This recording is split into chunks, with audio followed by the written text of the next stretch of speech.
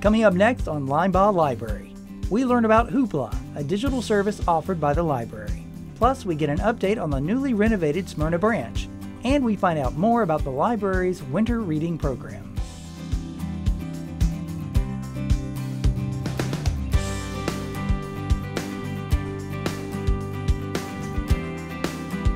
"2018 is here, and there's a lot happening in the new year at Linebaugh. Before we look ahead, we want to take a step back again in time as we continue our look at our library's origins. When last we spoke, Linebaugh was preparing to make a move to a new location. We'll find out where that was as we check out our Linebaugh Rewind. By 1953, the library board desired to move Linebaugh to a larger and more centrally located building. For those without a vehicle, it was pretty tough to get to the library at that time. A bequest was provided by a local citizen, Emma Weitzel, to give them the money needed to make the move. In July of 1953, the board purchased a building of the old Elks Club on North Spring Street for $29,000. The library closed for 3 weeks in order to move all of its furnishings and around 12,000 books. The new library location was opened on September 8, 1953. For the next several years, Linebaugh's collection of books grew through a variety of memorial book programs, individual contributions, and cash donations. Linebaugh also began serving as a meeting place for a number of local garden clubs. By 1958, the library's popularity had grown to the point where it was the most used library in the state outside of the 4 major cities. Around 17,000 books could be found at Linebaugh, with a circulation of 60,000 a year. By the end of the 1950s, another home for Linebaugh was being explored. More on that move in the next episode. For those of you that are all about checking out books and movies digitally, Linebaugh has a great service for you. It's called Hoopla, and it's becoming a very popular item at the library. Collection Development Coordinator Valerie Rollins tells us what's all the hoopla about Hoopla in Staff Stuff. Hoopla is a digital streaming service that the Rutherford County Library System has recently purchased. It gives ebooks, audiobooks, comics, movies, and TV shows free to patrons through the Rutherford County Library System. The website is hoopladigital.com. It's very easy to sign up. There are only 3 steps. You can download the app from a mobile device. It is capable with Android and iPhones. You can get 8 checkouts per calendar month. There's no wait time. You can download items immediately. There are no holds. Once they expire, you don't have to worry about turning them back in. They go away automatically. The Hoopla service is cloud-based, so if you're reading a book or you're listening to audio and you change to a different device later on, it saves your spot for you. The Hoopla service has been very positively accepted by our patrons. Before we even went live, we had people signing up, and we have over 300 users. If anybody has any questions about Hoopla Digital, you can contact us here at the Library System at any branch, or you can contact the tech support on Hoopla itself on their website, hoopladigital.com. Miss Mindy from the Youth Services Department is back and has another special guest with her. Today, 5-year-old Kate talks about some of her favorite things about the library and more as we bring the fun. Hello everyone. Welcome to the Storytime After Show. My name is Mindy Barrett and I'm the Children's Librarian at Linebaugh Public Library. My guest today is Kate. Kate is 5 years old. How are you doing today, Kate? Good.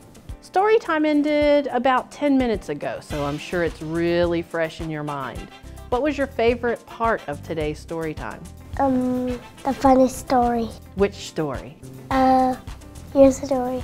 My story, so the one about the kangaroo who wanted to find out who ate all the cookie dough? Mm-hmm. So it was kind of like a mystery, right? Mm-hmm. So what are some of your other favorite parts of story time? The freeze dance. The freeze dance. How does the freeze dance go? If someone has never done the freeze dance before, explain to them what we do during the freeze dance. Dance and then freeze. So when the music stops, you freeze, right? Mm-hmm. So tell me, what types of things do you like to do for fun? Playing on the playground sometimes. So when you go to the playground, what do you like to do? Go down the slides. That's fun. So when you can't go to the playground because it's raining, what types of things do you like to do? Stay home and play. Do you pretend? Do you pretend that you're a princess? Do you pretend that, oh, I don't know, that you're a librarian? Yeah, at home. You do? Mm-hmm. And who are the boys and girls that come to your story time? I pretend I have a lot. Oh, like how many pretend boys and girls come to your story time? I don't know. You don't know? Mm-mm. What types of things do you do at home story time? Sometimes my mom reads the books to me at nap time. Oh, okay. Do you have brothers and sisters? I just have 2 brothers, Sam and Jack. And you're the oldest, right? Mm-hmm. So you help take care of them? Mm-hmm. And do they play with you sometimes? Mm-hmm. So winter is coming. I love winter. You do. I like building snowmans. When was the last time that you were able to go out and play in the snow? I played in the snow the first time, and then when I went outside, and before we went outside, we took a picture, and I was wearing one of Mommy's scarves. To keep you warm. She shared her scarf, right? Mm-hmm. Well, thank you for coming to talk to me today. That's all the time we have.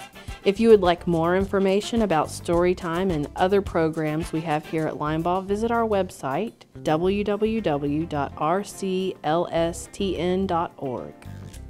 No more questions. Fans of the Walking Dead series will be interested in this next segment. Linebaugh is showcasing a new Walking Dead book in their graphic novels section, and Library Associate Jessica Bruce is here to tell us more about it. It's time for us to book it. Hi, I'm Jessica from Linebaugh Library. I'm here today to talk to you about Here's Negan by Robert Kirkman. This is a new collection from the Walking Dead series. Since his debut in The Walking Dead number 100, the charismatic psychopath has antagonized Rick Grimes, murdered his friend with a baseball bat wrapped in barbed wire, which he calls Lucille, and led the Saviors into an all-out war against Alexandria and the neighboring communities. But who was he before society broke down? That question will finally be answered in this collection. So as you can see, we have quite a large graphic novel selection. This is on the second floor of the main branch. We have these options throughout the entire system. We have Marvel, DC, manga, quite a large independent selection, and some nonfiction options. Make sure to stay with us. We will be back on the first Saturday of May for Free Comic Book Day. Linebaugh's IT department is back with some helpful hints. This time the subject is mini computers. In our segment we call You Can Do It. Learning to code is one of the main purposes and objectives of any STEM or STEAM project. One of the easiest coding languages to get started with is Python. Python is a simple, versatile, object-oriented language that has a multitude of capabilities, anything from controlling simple machines to accessing databases or building IoT projects. Another great tool for learning to code is Scratch. Scratch is a visual programming tool which allows the user to create animations and games with drag-and-drop interface. It allows you to create your own computer games, interactive stories, and animations using some programming techniques without actually having to write code. One of the best ways we've found to teach beginners Python or Scratch, or to learn it on your own, is to use a Raspberry Pi mini computer. The Raspberry Pi is a low-cost, credit card-sized computer that plugs into a computer monitor or TV and uses a standard keyboard and mouse. It is a capable little device that enables all people of all ages to explore computing and to learn how to program in languages like Python. The Raspberry Pi has its own version of the Linux operating system called Raspbian, but you can also install light versions of other operating systems like Windows 10 and Chrome. There are 4 basic models of Raspberry Pi. All cost just under $30 or even cheaper, but all have the same basic capabilities. The most currently available models are the Raspberry Pi 3 and 0, but any version you get should have the same basic tools for learning Python or playing with Scratch. No matter which version you choose, the setup is basically the same. Connect a monitor, mouse, and keyboard, and load the operating system from the included SD card, which acts as a hard drive for the system. After a few minutes of boot time, you'll see a familiar desktop layout. From here you can access Scratch or a Python coding editor and start having fun playing games and experimenting with Python and Scratch. To get started with Python, select a program called Idle, a Python development environment. You can open Idle from the Desktop or Applications menu. Idle gives you an REPL, a Read, Evaluate, Print loop, which is a prompt you can enter Python commands into. As it's an REPL, you even get the output of commands printed to the screen. You can visit YouTube or the Raspberry Pi website for tutorials on how to use idle on the Pi to learn Python scripting. For Scratch, you'll find it on the desktop on the Raspberry Pi, so there's no need to install anything. Just click on the icon to get started. The main window is split up into sections. Broadly speaking, the pieces you can use to make your program are on the left. You make your programs in the middle, and the programs run on the right. Each program is made up of a number of pictures that contain a number of scripts. It's these scripts that control what happens when the program is running. Simply drag and drop the parts of the program you want to run, and then click Run to see your results. You can make your programs more complicated as you become more comfortable with the interface by adding loops, variables, and if-then statements to the code. In the end, you can have a fully interactive game to play or share with your friends. Also note that the Raspberry Pi is a fully functional computer, capable of surfing the web, word processing, playing games, and just about anything else you would do with a regular-sized computer. But due to the size and memory restraints, speed and how many things you can do at once may be limited. For more information about the Raspberry Pi, visit raspberrypi.org. To get started with Python, visit python.org. To try Scratch, even without a Raspberry Pi, visit scratch.mit.edu for information and downloads. The staff at the Smyrna branch were very busy during 2017 as they were going through a remodeling project. Branch librarian Heather McDowell stopped by to tell us more about the new look at the Smyrna Library as we hear a word from our branches. Well, in the last 2 years, we've been doing major renovations. Our Friends group, Friends of Smyrna Public Library, raised over $100,000 for us to spruce up the library. So in May of 2016, Keller Williams adopted us, and they did what they call Red Day, and they came in and renovated our entire youth services area. From top to bottom, they did new floors, new paint, new toys, all sorts of things, made it amazing. In May of 2017, we repainted the entire rest of the building, and then this September, we did all of the flooring in the rest of the building. It looks like a whole new building, so we're really excited and we're really grateful for Friends for raising the funds for us to be able to do that. We've really tried to make it a little bit more user-friendly. We've gotten a new circulation desk during that renovation as well with the floors, and that made more space for them to come up and ask for help. So I feel like overall our patrons have been very, very receptive and positive to all the changes we've made. We were closed for 2 weeks to do the floor. That was a big process because we actually had to hire a moving company to come remove all the books and all the shelves so that they could come in and do all the floors. So we had several people stop by every day and try to sneak in and see what was going on. But once we reopened after that two and a half weeks we were closed, we had record number of people coming by, record number of people checking out in one day, and we literally were nonstop from the moment we opened the door until we closed that night.